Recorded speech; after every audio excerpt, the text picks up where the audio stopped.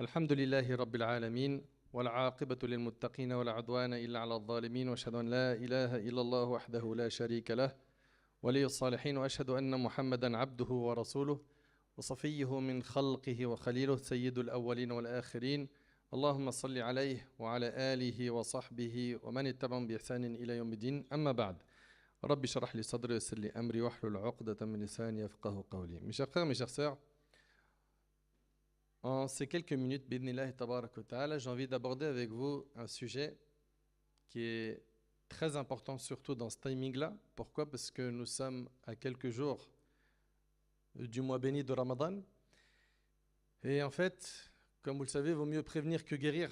Il arrive souvent qu'on atteint ce mois et qu'on fasse des constats de choses qui ne vont pas dans nos comportements, dans nos adorations, dans le comportement de certains de nos frères, de nos sœurs. Et donc, aujourd'hui, avec l'aide d'Allah Tabaraka wa Ta'ala, on va traiter du sujet de nos erreurs pendant Ramadan. Donc, on va mettre l'accent sur des erreurs souvent trop commises et malheureusement trop répandues. Et ces erreurs-là nous font perdre énormément de mérite et de récompense, alors que normalement, nous sommes censés rentrer dans la compétition spirituelle pour atteindre les plus grandes récompenses pendant le mois de Ramadan. Mes chers frères, mes chères sœurs, rapidement, rentrons dans le vif du sujet. La plus grande erreur que les gens font, et c'est la première, c'est qu'ils ignorent l'importance de ce mois. Tu ne peux pas valoriser ce mois si tu ne connais pas son importance. Ce mois-là, pourquoi il a de la valeur? Je vous pose une question. C'est une question, ce n'est pas un monologue. Hein. Pourquoi ce mois-là, il a de la valeur? Levez la main. Oui? Barakallahu fik. Shahru Ramadan alladhi unzila fihi al-Qur'an. Le mois du Ramadan au cours duquel le Coran a été révélé. Donc ce mois-là, ce qu'il a valorisé, c'est la révélation du Coran. Et jeûner le mois du Ramadan, c'est obligatoire ou c'est surrogatoire? C'est obligatoire. Et Allah Ta'ala, il dit dans le hadith al-Qudusi, et mon serviteur ne se rapproche pas de moi par une chose que j'aime plus que les actes obligatoires. Donc Allah Ta'ala, ce qu'il aime par-dessus tout, c'est l'accomplissement des actes obligatoires. Et le jeûne du mois du Ramadan en fait partie. Vous suivez? Donc quand toi tu sais qu'Allah Ta'ala il aime les actes obligatoires, parmi eux il y a le jeûne. Quand toi tu sais que c'est le mois du Coran. Quand toi tu sais que dans ce mois il y a une nuit qui vaut mieux que 1000 mois. Toute une vie entière. Allahu Akbar. Laylatul Qadr, khayrun min alfi shahr. La nuit du destin vaut mieux que 1000 mois. Subhanallah, Allahu Akbar. Également, pendant ce mois, le prophète il dit quand arrive le mois du Ramadan, on ouvre les portes du paradis, on ferme celles de l'enfer et les démons sont enchaînés. D'ailleurs, il y a un ennemi à combattre pendant tout le mois, c'est pas Shaitan, c'est ton nafs. Parce que souvent, quand tu dis aux jeunes, mais même pendant Ramadan, tu es en train de parler avec elle, c'est haram ce que tu es en train de faire. Ouais, mais c'est ma meuf, je la kiffe. Mais lève le pied. Il te dit quoi? Non, mais t'as vu, Shaitan, il m'a eu. Faux. Il n'y a pas de Shaitan pendant Ramadan. Là, c'est ton nafs programmé par Shaitan qu'il va falloir reprogrammer à nouveau. Suivez bien. Donc, la plus grande erreur que font les gens pendant Ramadan, c'est qu'ils ignorent son importance, sa place auprès d'Allah, son mérite. Et tu ne peux pas valoriser quelque chose quand tu ne connais pas sa valeur. C'est vrai ou c'est pas vrai? Un mois au cours duquel les bonnes actions sont multipliées, le mois du Coran, le mois où le prophète sallam faisait plus d'efforts que dans les autres mois, ça c'est quelque chose que l'on doit prendre en compte car notre bien-aimé alayhi sallam c'est notre modèle. Très bien. Deuxième erreur que font certains, vous avez, je dis à chaque fois certains, parce que je sais qu'il y en a parmi vous, alhamdulillah, ils ne sont pas concernés par tout cela. Ceux qui sont concernés, qu'Allah les guide, il faut leur relayer l'information pour qu'ils se réforment. La deuxième erreur, c'est qu'il y en a, à l'idée d'entendre que Ramadan approche, ils se sentent mal à l'aise. Pourquoi? Pourquoi ils se sentent mal à l'aise? Selon toi, mon frère. Toi. Non. Ouais, toi. Pourquoi il y en a certains, quand ils entendent J-7, Ramadan arrive, ils voient des gens dire ah, mashallah, alhamdulillah, trop bien. Et d'autres qui disent ouais. Pourquoi? Vas-y, dis-moi.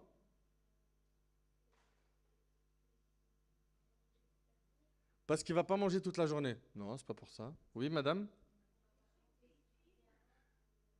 Barakallahu fiki. Parce qu'il va devoir, bessif ali, parce que c'est trop la honte sinon, arrêter des péchés qu'il faisait avant. Et tu l'entends, hein? Lui dire, bon, Ramadan il arrive, on fait un break d'un mois, tous les jours je te ferai de dua.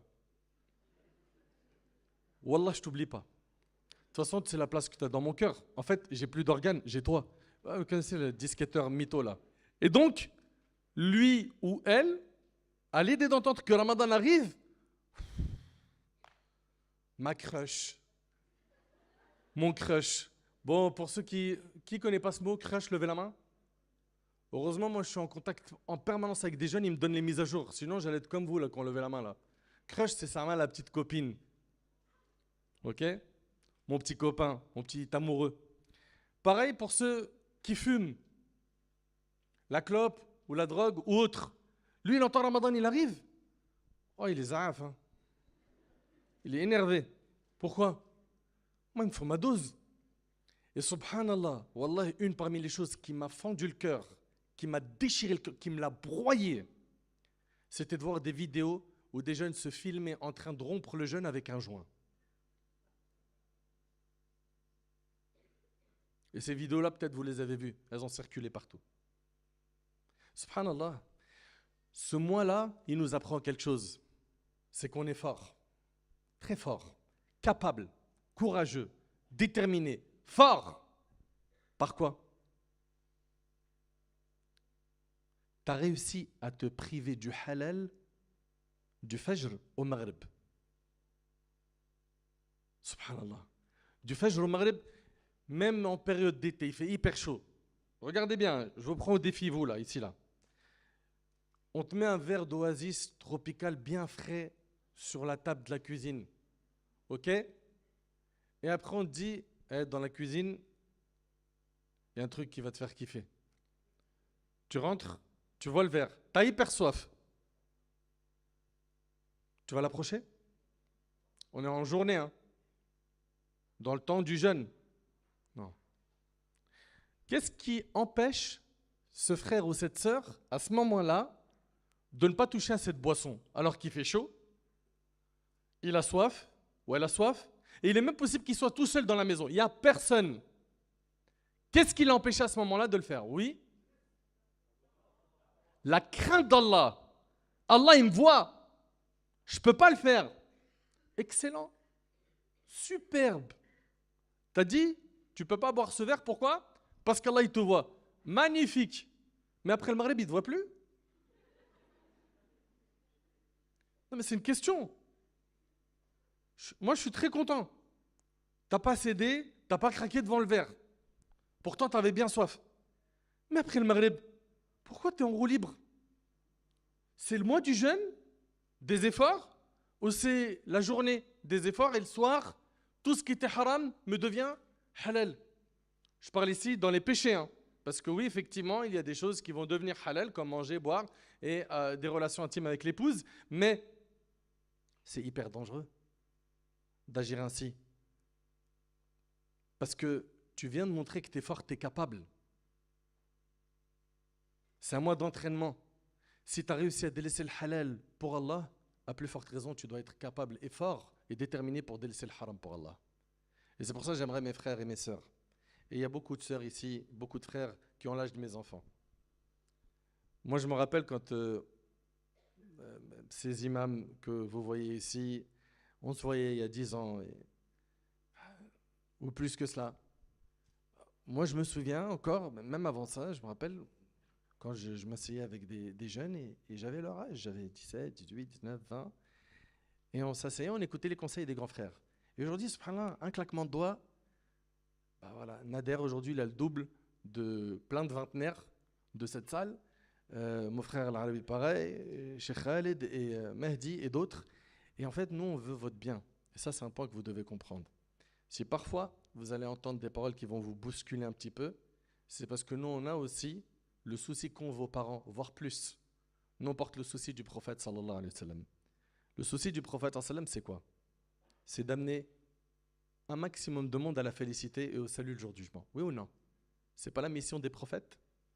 Donc quand nous on vous parle et qu'on vous parle de certains péchés et qu'on vous parle avec des exemples bien précis, c'est parce qu'on sait. On sait que c'est des choses qui bouillonnent dans votre tête. On sait que vous avez besoin d'entendre quelqu'un qui vous dit « je t'aime », que tu as besoin de mariage, que tu as besoin de sentiments, que tu as besoin de reconnaissance, que c'est normal. Et l'islam n'est pas venu mettre une croix sur les sentiments, les relations amoureuses, mais il est venu leur donner un cadre noble et magnifique qui s'appelle le mariage. Tu as les moyens, tu te maries. Tu n'as pas les moyens, tu te préserves. Et par le fait que tu te préserves, Allah tabaraka wa ta'ala va te réserver une bonne personne. Et c'est en se rapprochant d'Allah tabaraka wa ta'ala qu'on va trouver l'apaisement et la tranquillité et la joie, le bonheur sur terre. Et pas en regardant certains nous dicter des nouveaux codes sur les réseaux sociaux qui n'ont rien à voir avec nos valeurs. Rien à voir. Il n'y a qu'à voir aujourd'hui la pluie de mauvaises personnes qui appellent au mal sur TikTok, sur Insta, sur Snap, qui racontent leur vie H24.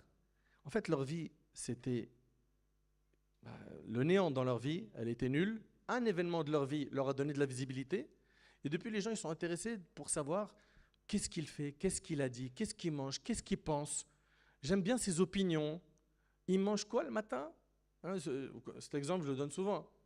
Ils sont là, ils disent, alors, elle est en train de nous dire qu'elle a mis du flocon d'avoine avec de la banane et du miel. Myrtille? Ah, j'ai jamais essayé ça. Avec du myrtille. S'il vous plaît, notre vie, c'est notre capital, c'est ce qu'on a de plus important. Si on n'investit pas notre temps pour se rapprocher d'Allah et faire le bien, Shaitan, il va utiliser justement ce temps pour nous donner des mauvaises idées et l'utiliser à mauvais escient. Donc, la deuxième erreur, c'est qu'il y a des gens qui ont un pincement dans le cœur quand Ramadan arrive. Alors que nous, on doit aimer ce qu'Allah aime.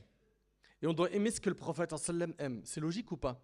Et le prophète sallam, il aimait le mois de Ramadan. Et le prophète sallam, pendant Ramadan, il faisait des efforts, c'était constant, et à la fin, il doublait les efforts. C'est-à-dire quoi? Dans les 20 premiers jours, le prophète sallam faisait beaucoup d'efforts. Et dans les 10 derniers, c'était comme ça. On fait un constat, comment ça se passe chez nous? Les 10 premiers jours, la Ummah, elle fait ça. Mosquée, tarawih, Coran, dhikr, je dors plus, oh là là, trop d'efforts, je me sens au top. Après 10 jours, rentre dans les mosquées, regarde tarawih. T'arrivais pas à te garer? T'arrivais pas à t'installer dans la mosquée? Et là, la deuxième décade, les 10 jours d'après, c'est calme. Et après, ça chute, même jusqu'à la fin. Certains reviennent un peu le 27 et ça chute.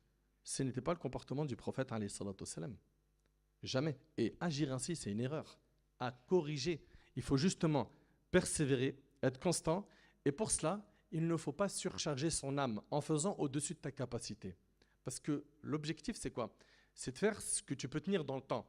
Mais si toi, tu mets une forte dose, 48 heures, je ne dors pas, j'ai lu 10 choses, etc. Magnifique. Mais si c'est pour après dormir 10 jours non-stop et ne plus toucher au Coran, il y a un problème. Il y a un problème. Parmi les erreurs qu'on a pendant Ramadan, il y a le fait de veiller longtemps la nuit sans tirer profit de cette veillée. Ils font quoi le soir? Ils ne vont pas au tarawih. Certains, ils sont en bas de l'immeuble, ils sont en train de fumer, écouter de la musique, papoter, ok? Ou bien d'autres, le soir, ils sont sur leurs écrans. Allez, vas-y, j'enchaîne des lives TikTok jusqu'au matin. Comme ça, on va faire des bêtes d'ambiance. Mais la bête d'ambiance, elle se trouve à la mosquée, dans l'adoration d'Allah. Vous faites n'importe quoi. Et d'ailleurs, si vous avez des amis à vous qui vous encouragent à faire des lives tous les soirs, peu importe sur quel réseau, pour papoter d'autres choses que de din, bannissez ça. Votre temps, il est trop, trop, trop important. Et le prophète sallallahu alayhi wa sallam a dit vrai quand il a dit il y a deux bienfaits qui ne sont pas appréciés à leur juste valeur, la santé et le temps libre. Le temps libre. C'est quand la mort, elle frappe une personne, que là, il se dit, mince, si seulement je pouvais prolonger ma vie de quelques minutes pour faire quelques adorations. Est-ce que l'ange de la mort va accepter? Est-ce qu'Allah va t'accorder ce délai? Jamais de la vie. Donc veiller sans utilité. Et à la fin, qu'est-ce qui se passe? Ils veillent jusqu'à quelle heure? 3-4 heures du mat sur le net, à mettre de la musique à fond dans leur voiture, et ils sont dehors, ils sont postés. Et à faire des désobéissances, et à parler avec des filles, bref. Et après, qu'est-ce qu'ils font? Ils dorment vers les coups de 3-4 heures du mat. Pour les meilleurs d'entre eux, ils vont se dire, venez les gars, on prend quand même un repas. Il y a la sunna. 3 heures du matin, il dort, il ne se réveille pas pour subh. Grave erreur. Et il se réveille quand? Après l'asr. Et ça fait partie des grandes erreurs de certains jeûneurs.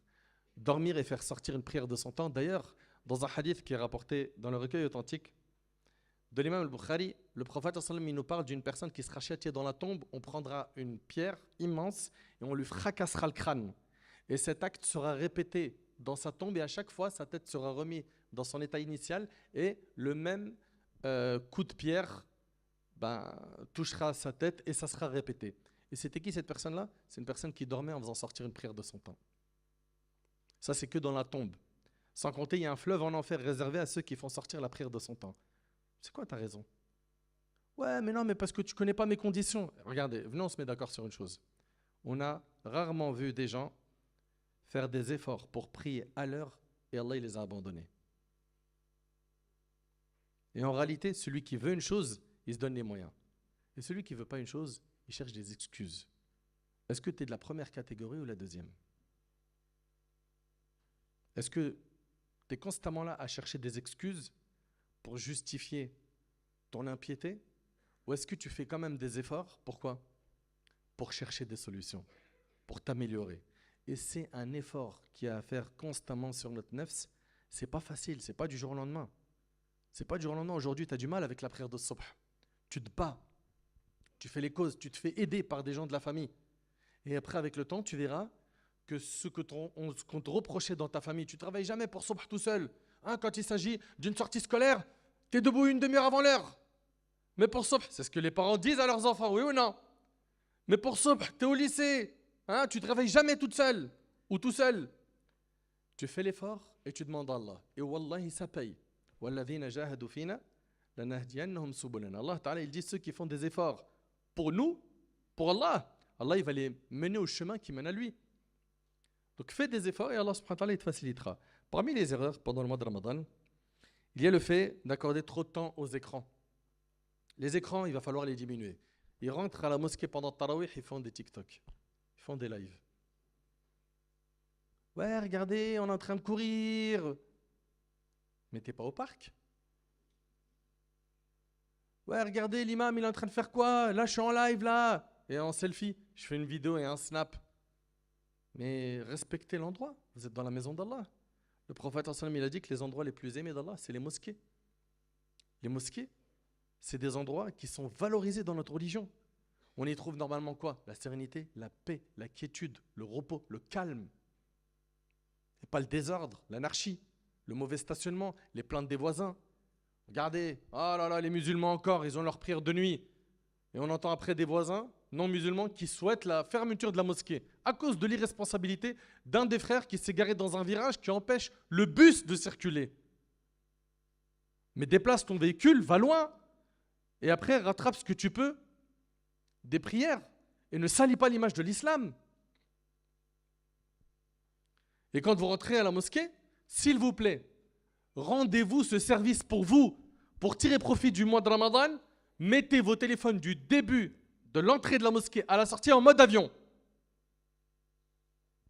Et j'invite même les responsables des mosquées à mettre des mots, surtout pour nos frères et nos sœurs qui viennent pour Tarawih et qui y vont là-bas. C'est un effet de mode où ils y vont pour se divertir et pas pour se ressourcer spirituellement. Il y a des gens, ils vont là-bas parce qu'ils ont besoin de purifier leur cœur, parce qu'ils ont besoin de sérieux. Et toi, tu viens, tu saccages ce sérieux. Parce que tu veux t'amuser, tu crois que tu es au parc. Il y a un moment pour tout. Dans notre religion, il y a du sérieux et aussi le droit de se divertir. Là, tu vas aller prier le tarawih, ou tu vas aller assister à une conférence, ou tu vas aller assister à une halaqa de tahfidh Coran, d'apprentissage du Coran. C'est des moments sérieux.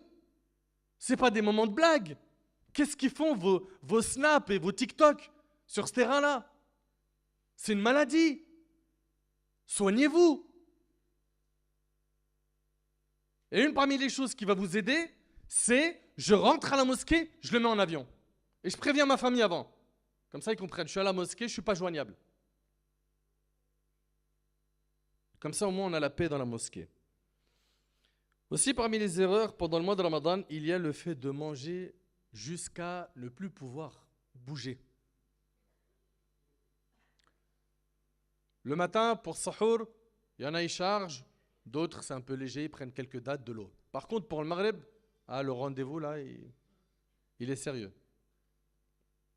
Prends de quoi rompre ton jeûne, prie le Maghreb en étant léger, et après, assieds-toi et mange.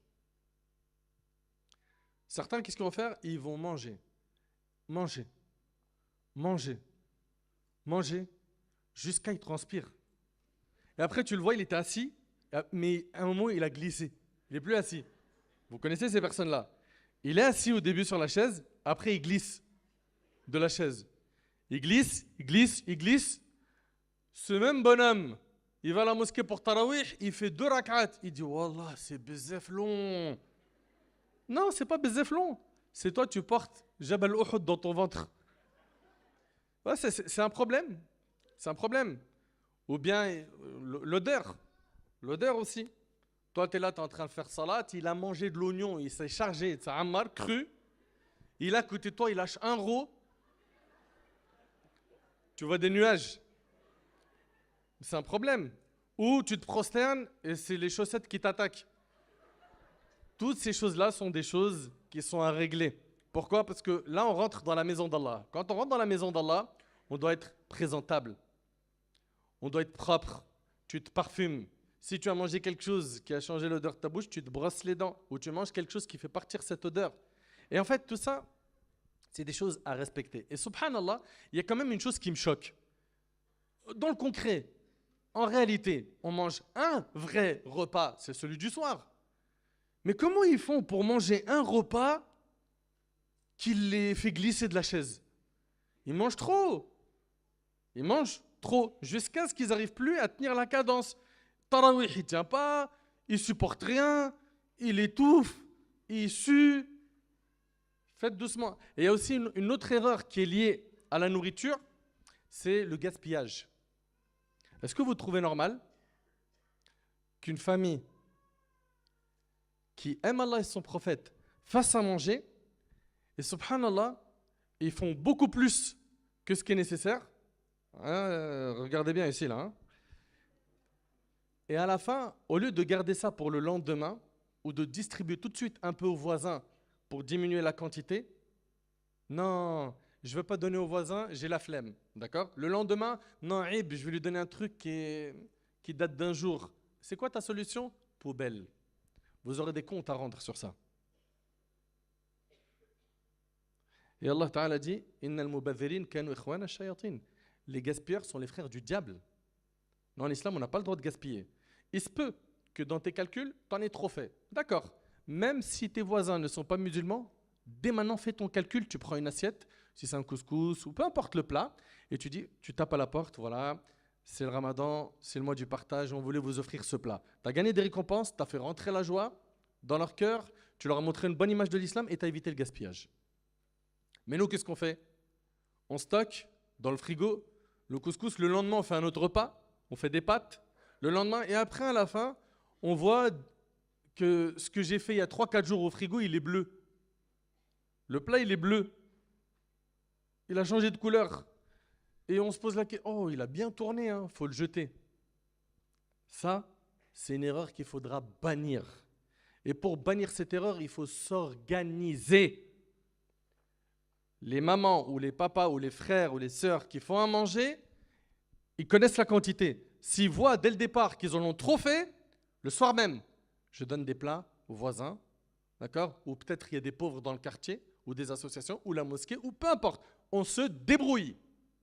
pour pas qu'on ait de la nourriture dans nos poubelles. Et taqullah, craignez Allah. Craignez Allah parce que ce sujet-là, moi, il me fait mal au cœur, surtout quand je pense que certains de nos frères dans le monde, ils rêveraient d'avoir accès à nos poubelles pour manger ce qu'il y a dedans. Tellement ils sont pauvres. L'eau potable, ils ne savent pas ce que c'est. Et nous, fais beaucoup de viande, fais beaucoup de riz, beaucoup de féculents, beaucoup de légumes, beaucoup. Mets dans le frigo, les enfants, comme malheureusement, c'est souvent le cas. Hein. Ah non, on va encore remanger ça. Bon, ok, Wildy, je te fais un nouveau plat. Ok, Benti. Et à la fin, poubelle. Satuhasabouna amam Allah. Vous serez jugés sur ça le jour du jugement. C'est des erreurs à bannir. Et pour cela, quitte à acheter des boîtes en plastique, hein, vous savez, les petites boîtes à emporter, pour distribuer même à des personnes qui sont pauvres dans le quartier, dans le besoin, etc., ou à une association humanitaire qui redistribue ça pour vous, vous débrouillez. Parmi les erreurs qu'on a également pendant Ramadan, on a le fait de délaisser le fait d'ordonner le bien et d'interdire le mal. Ils rentrent de Tarawih, ils voient les jeunes, ils sont en train de rouler leurs joints. Salam alaikum les gars, alaikum salam mon frère, et il part. À quel moment on leur ordonne le bien, à quel moment on interdit le mal? Si même pendant Ramadan on voit la désobéissance, on ne fait rien, quand est-ce qu'on est sensible? Quand est-ce qu'on bouge? Parmi les erreurs aussi qu'on a pendant Ramadan, il y a le fait de jeûner uniquement avec le ventre. Quand on jeûne, on s'abstient de manger et de boire du fajr jusqu'au coucher du soleil avec l'intention d'adorer Allah subhanahu wa ta'ala. Et quand on jeûne, tous nos membres jeûnent. Mes yeux jeûnent du haram. Moi qui avais l'habitude de regarder des choses haram sur mon smartphone ou sur mes écrans, mes yeux vont jeûner. Mes oreilles qui écoutaient du haram, c'est fini. Que ce soit des clips interdits, etc., ou bien de la médisance, de la calomnie, etc., c'est terminé. Mes oreilles, je les lave pendant Ramadan. Moi qui avais l'habitude d'être dans la médisance, raïba ou namim, etc., je parle sur le dos des gens, etc., ma langue va jeûner. Ma main va jeûner du haram, mes pieds vont jeûner du haram, mon corps entier jeûne. Et le prophète m'a dit, il se peut qu'un jeûneur n'obtienne de son jeûne que la faim et la soif. Allahu Akbar. Il se peut à la fin que de tout ton jeûne, la seule chose que tu as eu comme gain, c'est la faim et la soif. Tu n'as pas eu de récompense. Pourquoi? Parce que pendant que tu jeûnais, tu mangeais la chair de ton frère. Tu salissais son honneur. Pendant que tu jeûnais, tu arnaquais les gens. Pendant que tu jeûnais, tu regardais des choses haram et tu les écoutais, tu kiffais, ton cœur vibrait en regardant ce haram. De ton jeûne, tu n'as eu que la faim et la soif. Tu n'as pas eu de récompense. 30 jours où tu t'es privé pour peu de bénéfices. Ça, c'est une erreur qu'il faudra également urgemment soigner. Parmi les erreurs qu'il y a également pendant le mois de Ramadan, c'est que les derniers jours de Ramadan, qui sont censés être les jours les plus importants, il y a Laylatul Qadr dans la dernière décade, n'est-ce pas? Elle est dans une des nuits impaires de la dernière décade du mois du Ramadan. Au lieu de se concentrer à rechercher la récompense de la nuit du destin, à planifier un i'tikaf, une retraite spirituelle, à passer plus de temps à la mosquée ou même à poser des jours de congé, et c'est ce que je vous recommande de faire les frères dans la mesure du possible, dans les 10 derniers jours, posez des jours de congé pour votre cœur. Vous posez des jours de congé pour votre corps en été, posez des jours de congé pour votre cœur, pour l'apaiser, pour vous rapprocher d'Allah, rester à la mosquée un maximum de temps. Et ce qui est très triste, c'est quoi? C'est qu'au lieu d'être dans le dernier sprint sérieux, qu'est-ce qu'ils font les gens? Ils sont toute la journée en train de faire du shopping pour les vêtements de l'Aïd ou en train de préparer les gâteaux de l'Aïd. 3-4 jours avant l'Aïd, il n'y a plus personne dans la mosquée. Vous faites quoi? On achète les cadeaux de l'Aïd. Planifiez ça avant. Ou débrouillez-vous même pour faire ça en ligne, si vous connaissez vos tailles, les vêtements, etc., pour passer le minimum de temps dans le centre commercial pendant Ramadan. Votre temps, il est trop précieux pendant Ramadan. Il se peut qu'on n'atteigne même pas ce mois. Vous croyez que c'est garanti qu'on va vivre jusqu'à Ramadan? C'est pour ça les pieux prédécesseurs, 6 mois avant Ramadan, ils disaient quoi? Allahumma balighna Ramadan. Oh Allah, fais-nous vivre jusqu'à Ramadan. Et après Ramadan, qu'est-ce qu'ils faisaient? Pendant 6 mois, ils demandaient à Allah d'accepter leurs efforts pendant le mois de Ramadan. Donc il faut faire le nécessaire. Pourquoi? Pour optimiser notre temps. Tu as besoin d'une sieste, pas de problème, mais je ne dors pas toute la journée. Et je ne fais jamais sortir une prière de son temps. Et il faut que je me fixe des objectifs de comment je vais ressortir de ce mois. Je sais comment j'étais avant, le mois de Ramadan. À la fin du mois, est-ce que je serai le même? Si c'est le cas, tu as échoué. Si tu es ressorti avec un repentir sincère de Ramadan, tu as gagné. Tu es ressorti avec l'assiduité dans la prière, tu as gagné. Tu es ressorti avec l'amour profond du Coran et un programme établi de dhikr, de Coran, tu as gagné. Tu es ressorti avec rien, c'est une catastrophe. Une catastrophe. Donc, faites-y très attention aux derniers jours du mois de Ramadan. Rappelez-vous que le prophète sallallahu alayhi wa sallam a dit Man qama laylatul qadr imanan wa ihtisaban ghufira lahu ma taqaddama min dhanbi.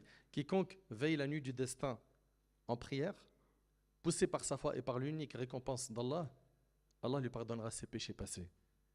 Et celui qui jeûne également, poussé par sa foi et par l'unique récompense d'Allah tabaraka wa ta'ala, il sort de ce mois-là pardonné de ses péchés. Et le prophète m'a dit Al-Qur'an wa siyam yashfa'ani lil-'abd. Le Coran et le jeûne intercéderont en la faveur de leur auteur. Subhanallah, le jeûne il va dire Ya Allah, je l'ai privé de manger et de ses passions, laisse-moi intercéder pour lui. Il a délaissé ses passions pour toi, Ya Allah. Et le Coran dira Ya Allah, je l'ai empêché de dormir la nuit, laisse-moi intercéder pour lui. Et le prophète m'a dit Fayushafa'an. Et les deux intercéderont pour toi le jour du jugement. Mais pour pouvoir avoir cette intercession, que le Coran vienne te défendre le jour du jugement, que le jeûne vienne intercéder en ta faveur le jour du jugement, il va falloir que tu fasses un mois plein d'adoration de qualité et que tu délaisses le confort, que tu sacrifies tes efforts, de ta mauvaise fréquentation, de ton temps, que tu t'organises pour être quelqu'un de meilleur après ce mois. J'implore Allah subhanahu wa ta'ala de nous accorder de vivre jusqu'à Ramadan. J'implore Allah subhanahu wa ta'ala de nous combler de bienfaits pendant ce mois. J'implore Allah subhanahu wa ta'ala de nous affranchir du feu de l'enfer pendant ce mois béni. J'implore Allah tabarak wa ta'ala de nous accorder de jeûner et de prier comme lui le veut subhanahu wa ta'ala. Sallallahu tabarak wa ta'ala an yuwaffiqani wa iyyakum li fi'li al-khayrat wa tark al-munkarat. هذا والله أعلم سبحانك اللهم بحمدك أشهد أن لا إله إلا أنت أستغفرك وأتوب إليك حفظكم الله ورعاكم. Je vous aime pour Allah subhanahu wa ta'ala et du plus profond de mon cœur, le plus grand souhait que j'ai, ainsi que ceux qui appellent Allah, c'est qu'un maximum de gens se retrouvent le jour du jugement au paradis. Mais pour cela, nous, on n'a pas de pouvoir sur vos cœurs. Ça, il faut que vous le compreniez. Vous pouvez écouter des conférences toute la journée sur YouTube ou sur les réseaux sociaux de tel imam, tel conférencier, tel prêcheur, etc. Il y a un effet de stimulant qui vient du discours que tu as entendu, mais 90% de l'effort, voire 95%, il vient de toi, de ton changement personnel, de ta volonté d'être quelqu'un de meilleur. Qu'Allah subhanahu wa ta'ala vous préserve et pense à nous dans vos invocations.